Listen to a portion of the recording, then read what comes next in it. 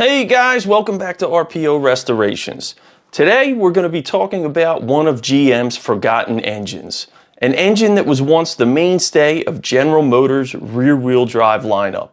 It could be found in rear-wheel drive cars from Oldsmobile, Chevrolet, Pontiac, Buick, and even Cadillac. This engine was the last General Motors production engine to be carbureted. It had a 10-year production run spanning from 1980 to 1990. This engine is the 307 cubic inch or 5-liter Oldsmobile V8. The Oldsmobile 307 was born out of a need for a workhorse engine that could replace two motors which were in Oldsmobile's lineup, the 350 cubic inch V8 and the 260 cubic inch V8. With CAFE requirements getting more and more stringent in the early 1980s, Oldsmobile needed to develop an engine that could meet these emission standards yet still produce decent power. With the 403 cubic inch engine being discontinued after the 1979 model year and the 350 cubic inch V8 slated to cease production after the 1980 model year, they needed something to fill the big car void. In the late 1970s, Oldsmobile had developed the 260 cubic inch V8, but this was proving to be less successful than anticipated. While smoother and slightly more powerful than a V6, Oldsmobile engineers were soon discovering that the trade-off between fuel economy and horsepower wasn't really worth it in a V8 engine that was less than 5 liters. Thus, in 1980, the Oldsmobile 307 was released.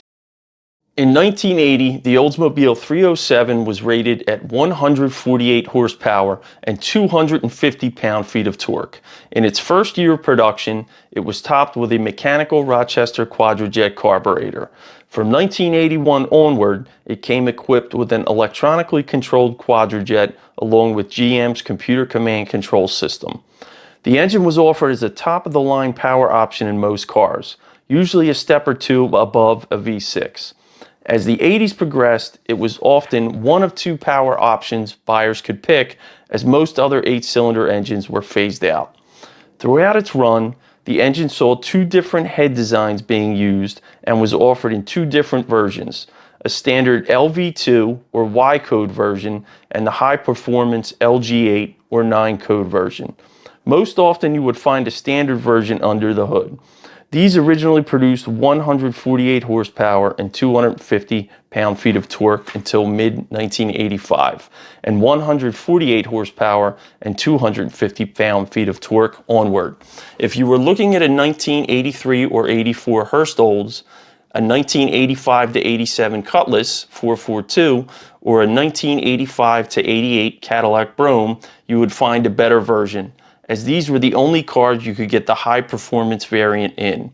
The LG8 or 9 code produced 180 horsepower and 250 pound-feet of torque from 1983 to 1985, and 170 horsepower and 250 pound-feet of torque from mid-1985 onward.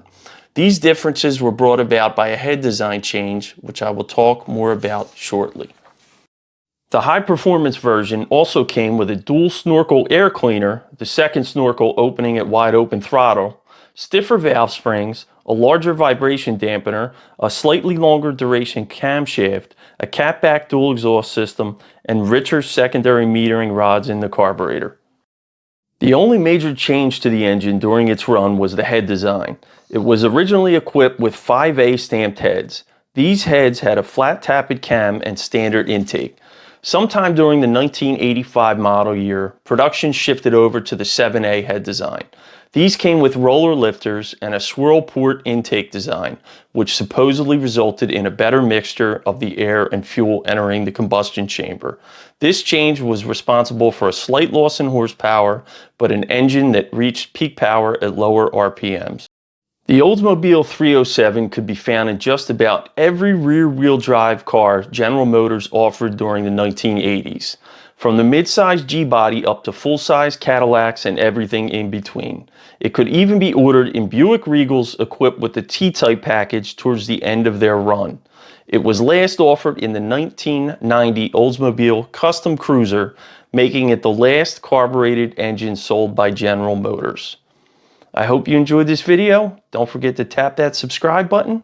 Thanks for tuning in, guys. I'll see you on the next one.